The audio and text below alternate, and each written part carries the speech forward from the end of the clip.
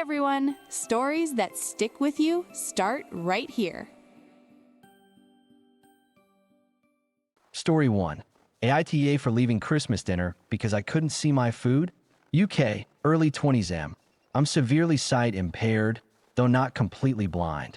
One thing people often struggle to understand is that lighting and shadows can affect me more than my actual eye condition.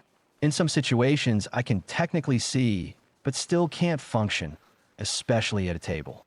This isn't new. It happens fairly often when eating out. Because of that, I usually plan ahead. I research restaurants, request well-lit tables, and explain my needs clearly.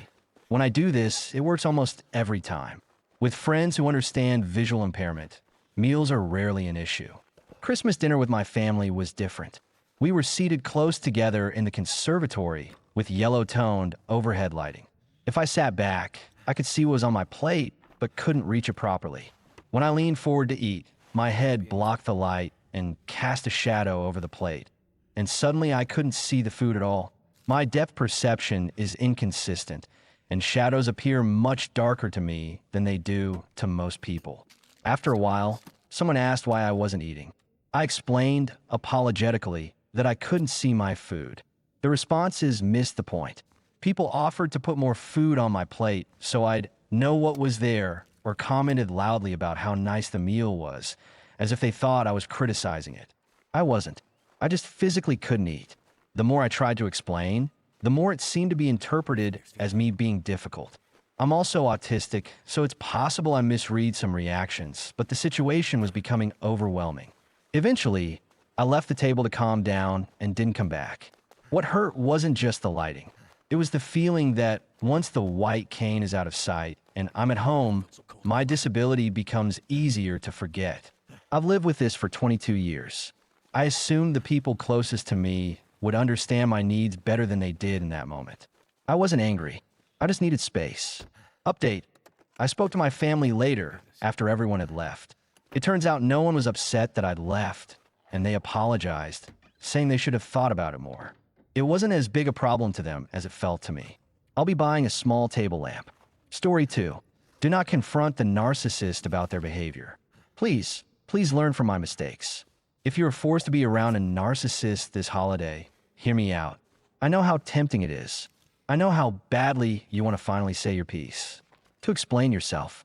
To lay everything out clearly, calmly, logically, the way a rational person would.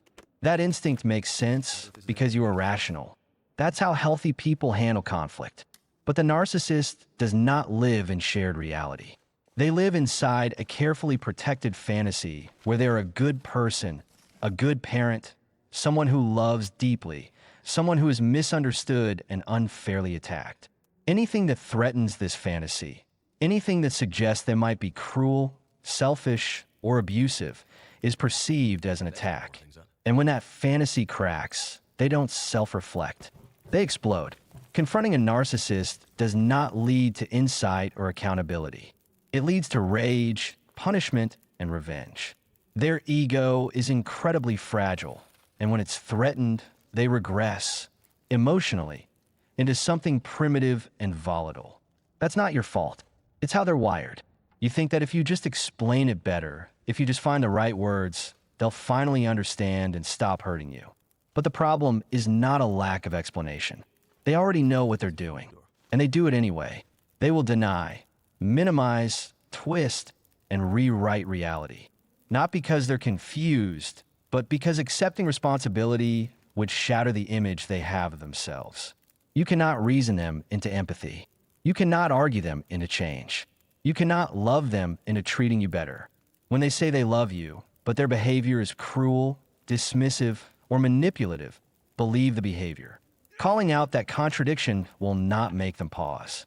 It will make things worse. So don't confront them. Say it again, do not confront the narcissist. If you absolutely must interact, keep it surface level. Gray rock. Do not explain yourself. Do not justify. Do not defend. Do not argue. Nod, stay neutral, and disengage as soon as you can. They don't see you as a separate person with your own inner world. They see you as something to control, manage, or extract from. The moment they realize you see through the manipulation, that it no longer works, they will escalate. Please learn from my mistakes. Tell your journal. Tell your therapist. Tell people who can actually hear you. Do not tell the narcissist that you see them clearly. The safest path is distance. Emotional, mental, or physical, whatever you can manage. Merry Christmas to anyone surviving this. You do not deserve to be yelled at, diminished, manipulated, or made to feel guilty for existing. Remember, do not jade, justify, argue, defend, or explain. Gray rock until you can walk away. Story 3. I have a good life on paper, but it still feels so pointless and heavy. 23F. To anyone else's eyes, I have quite a lovely life. A loving family, supportive friends, a good financial situation, access to lots of opportunities, etc. Normally, it seems that people derive happiness and a sense of meaning from all these things, but all of it feels like a tremendous weight. I'm often struck by how pointless it all feels. Even when I feel a sense of joy, though rare and fleeting, I almost question that this is it.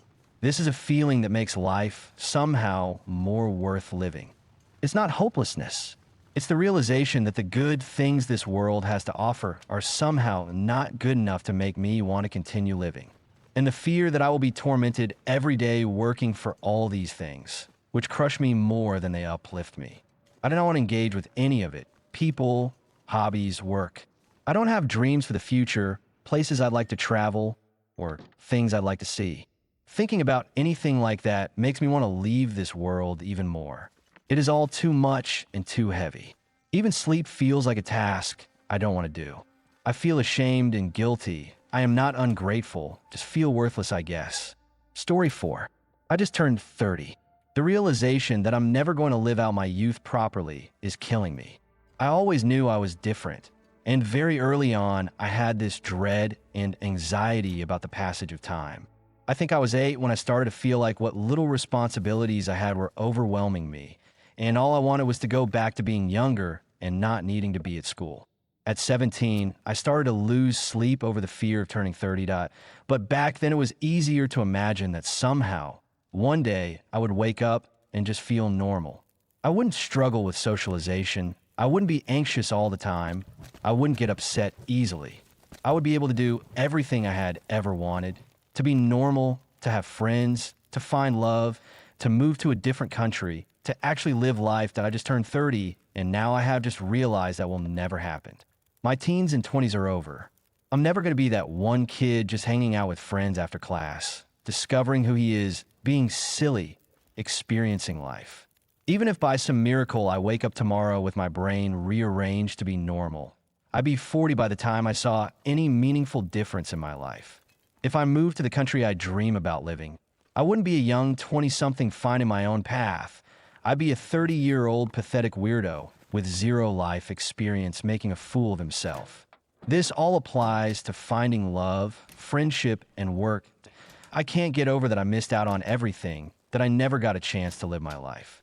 I remember being a teenager, listening to old music and reading the comment section. So many older people reminiscing about their youth, how carefree it was, how they thought they'd be young forever. And there I was, a teenager wasting away behind a computer screen with an all-consuming anxiety about time passing, already thinking I was old, already dreading how 30 seemed just around the corner. And look at me now, 30 with nothing to show for. Story 5. Mother broke in C only to demand I write my sister's college essay. I've been in C with my parents for over a year because of long-term abuse from my dad and my mother's enabling. During this time, my mother repeatedly tried to re-establish contact through different means. Eventually, I agreed to an extremely low level of contact. Today, she suddenly contacted me again, not to ask how I was doing, but to demand that I write my younger sister's assignment. My sister is a college freshman. The essay was for some literature or political science course, tens of thousands of words required, on a subject I've never studied. My mother didn't want guidance or help. She expected me to write the whole thing for her. I suggested using paid writing services. She said, no, those are all AI. She would fail. I told her I had never studied the subject and didn't know how to write it. she replied. Your sister recorded all the lectures. Just watch them, learn the whole course, and then write it. You're capable. At that moment, I had flashbacks of years of doing my sister's homework. Even when I was overwhelmed with my own college studies and work, my mother would send me blurry photos of assignment papers, and I would spend hours and hours on my phone writing entire papers for her. My sister struggled academically, and I was expected to fix her scores. It sounds absurd now, but I had been so conditioned and manipulated that I believed I had no choice. I finally said, I've helped so much in my life, and all I've ever gotten in return was abuse and insults. I'm a person, not a dog. This was referencing my father previously telling me I was worse than a dog before blocking me. Her response completely broke me. Enough with this. You can't keep living in the past. You need to just turn the page. There was no acknowledgement, no apology, and no concern for my mental state. After more than a year of NC, they showed no interest in my life or well-being. The only reason they reached out was to use me to write my sister's essay, that I knew this was enough. I blocked her again immediately. Story 6. My mother is a disgusting person, and she deserves to live in the hell she created for herself. Where do I even begin? My wife, F25, and I am 27, have just finished our Christmas dinner with my parents, where we had a public meltdown with them. I have nothing but disgust left for my mother, and disappointment for my father, and why families from China, and they didn't not have the easiest upbringing, to put it nicely.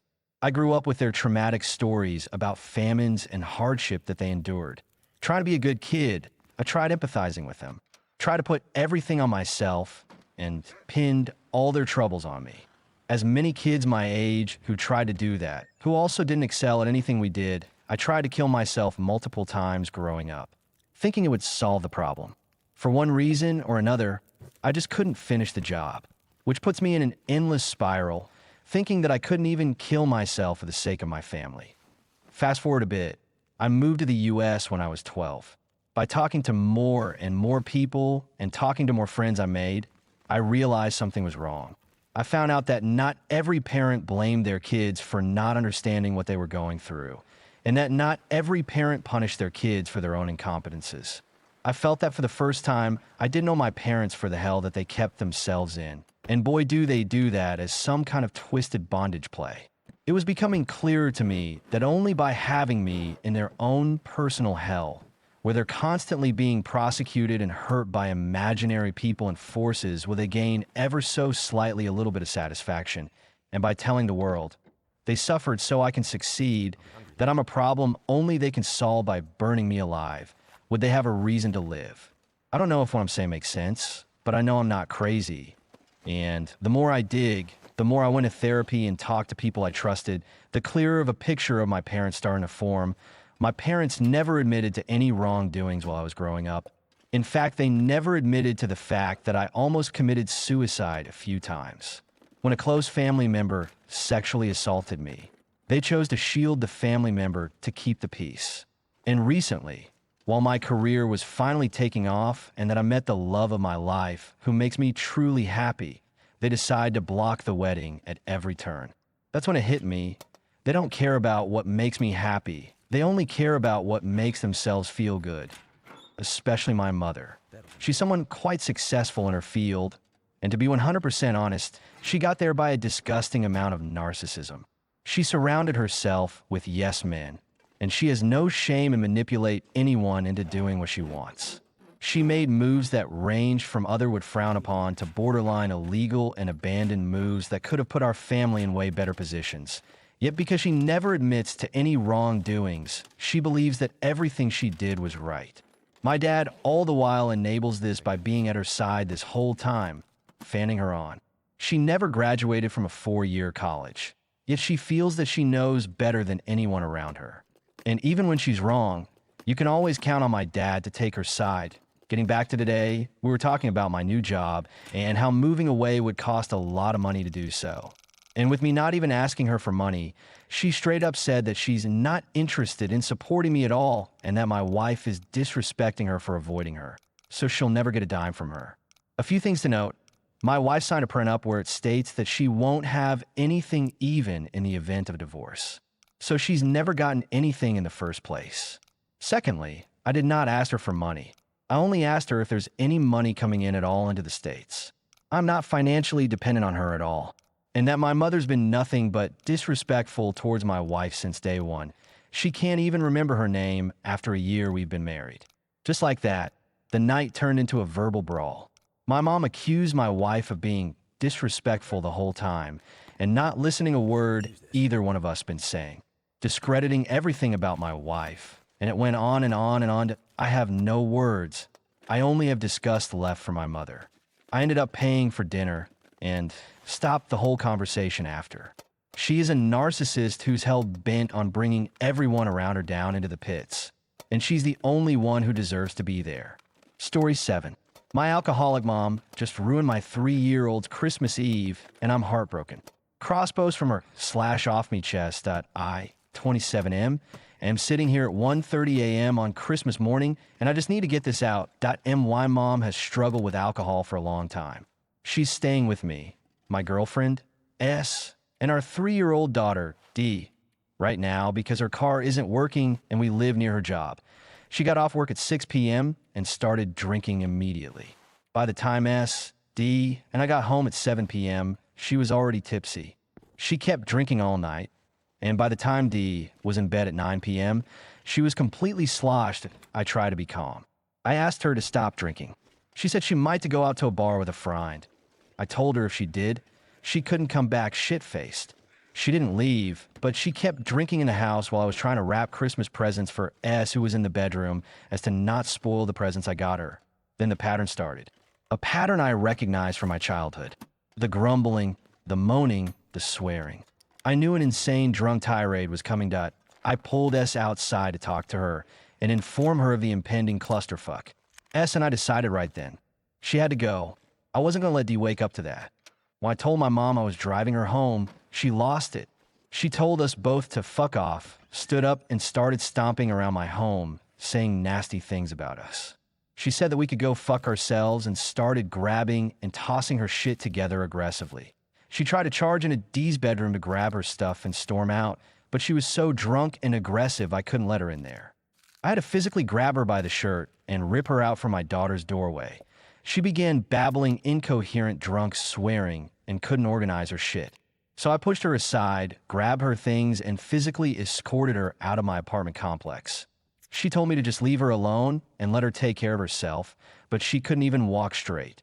She doesn't have anywhere else safe to go or anyone to call, and I was worried for her safety, so I decided to drive her home against her will. The drive to her house was a nightmare. She had a total psychotic fit, screaming, hitting, and trying to throw herself out of the car while I was driving on the highway. I had to physically restrain her to keep her in the vehicle while I was driving. I finally got her home, took my house keys back, and told her to sleep it off. Now I'm back home, and I'm just sad. I'm sad for her, and I'm sad for D. I looked in the gift my mom bought for D, and it was full of activities for them to do together tomorrow. It breaks my heart because I know there is a good version of my mom, but I can't trust that version to show up anymore. My partner, and I have decided that for tomorrow and the foreseeable future, she is not welcome in our home, nor to be trusted with our daughter, that I feel like a jerk for kicking her out on Christmas Eve, but I had to protect my kid. I couldn't let my childhood trauma become my daughter's reality. TLDR. My alcoholic mom tried to charge into my toddler's room during a drunk tirade on Christmas Eve. I had to physically remove her and drive her home while physically restraining her from throwing herself out of the car on the highway. Now I'm spending Christmas morning feeling guilty and heartbroken. Thank you for being here until the end. I'd love to hear how these stories made you feel, so leave a comment below. And if you'd like more videos like this, make sure to subscribe.